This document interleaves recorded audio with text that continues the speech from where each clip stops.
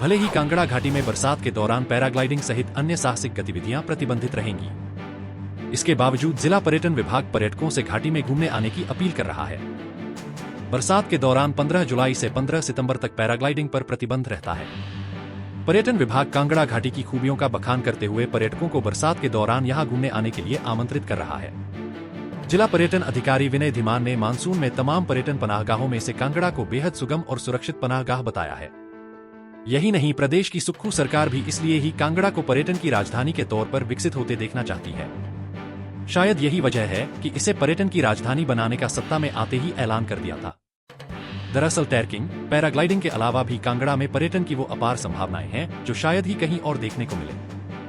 दरअसल कांगड़ा के हर उपमंडल में कुछ न कुछ ऐसा है जहां पर्यटक आकर सुकून के 2 पल गुजार सकते हैं, वो चाहे शक्तिपीठ हो, चुगलाखंग बौद्ध मठ हो, रॉक कट टेम्पल हो या हेरिटेज विलेज या फिर करमापा बौद्ध मठ और लंबे लंबे चाय के बाग। इतना ही नहीं, प्रदेश का सबसे बड़ा युद्ध संग्रहालय जहां भारतीय सेना के बड़े बड़े हथियारों समेत वो तमाम टैंक मौजूद हैं जो पाकिस्तान सेना छोड़कर गई थी। इसलिए भी पर्यटन अधिकारी सैलानियों से कांगड़ा आने की अपील कर रहे हैं। ये पैराग्लाइडिंग और जितनी भी साहसिक गतिविधियां हैं जिसमें ट्रैकिंग है, जिप लाइनिंग है, इवन बंजी जंपिंग भी कांगड़ा ज़िला में है, तो कुछ एक एक्टिविटीज़ हैं जिन पे पूर्णतः रोक रहेगी। पैराग्लाइडिंग जो है वो 15 जुलाई से 15 सितंबर तक जो है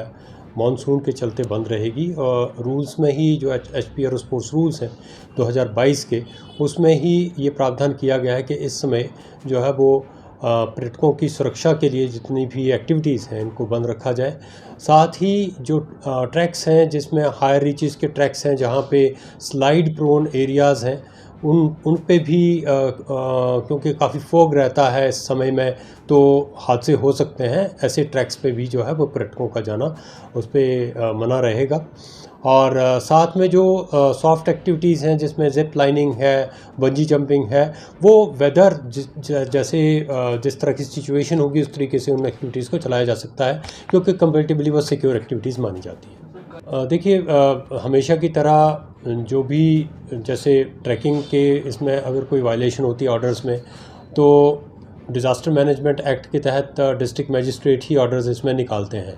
और अगर कोई पर्यटक जो है वो इसकी वायलेशन करता पाया जाता है तो उसमें FIR लॉन्च हो सकती है, उसके अगेंस्ट कानूनी कार्रवाई हो सकती है। उसी तरह से जो है वो पैराग्लाइडिंग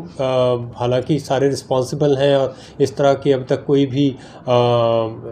मतलब इस तरह का वाक़या जो है वो नहीं पेश आया जिसमें कि जो ये जिसमें टोटल बंद रहती है एक्टिविटी उसमें कोई पैराग्लाइडिंग करवाई गई हो, लेकिन फिर भी अगर कोई इस तरह की चेष्टा करता है तो उसके अगेंस्ट भी जो है वो रूल्स के तहत कार्रवाई की जा सकती है।